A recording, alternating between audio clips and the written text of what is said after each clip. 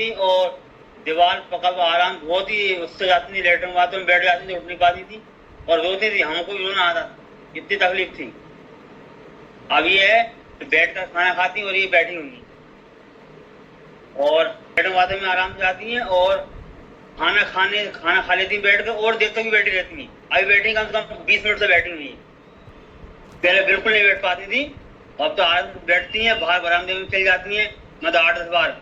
अब तो ये इच्छा करती हैं कि मैं कुछ खाना बना लूं, मैंने कहा नहीं बनाने देते हैं उनको। और बाकी लेट हाँ चल रहा था, एम्स का चला, एक गोपाल डॉक्टर अग्रवाल है उनका भी चला, एक नरसिंहपुर के पास है उनका भी चला, मतलब कोई फायदा नहीं मिला।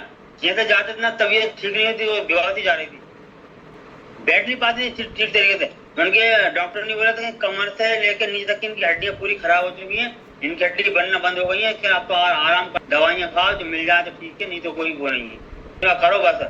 और बुजुर्ग अवस्था है, उम्र हो गई है इनकी, कहना उनको तो आराम मुश्किल की बात है, आप दवाएं खिलाओ। और दर्द की बहुत सारी गोली थी, बहुत गोलियां खाती थी, कुछ भी आराम नहीं मिल रहा था। और संतोष मैंने तो बोला था, लेकिन उनकी बात को नजरअंदाज कर दिया, उनको महंगा डोज अब नहीं कर पाएंगे, लेकिन कुछ भी नहीं हुआ ना। तो मैं एक दिन खुद उनके पास गया, उन्होंने बताया, और दवाई मात्रा भी कहती है भैया पिएंगे तो ये पिएंगे, वैसे चाहे मरे चाहे जिए वही पीते हैं। उनके लिए तो बहुत बहुत धन्यवाद। ये समझ लो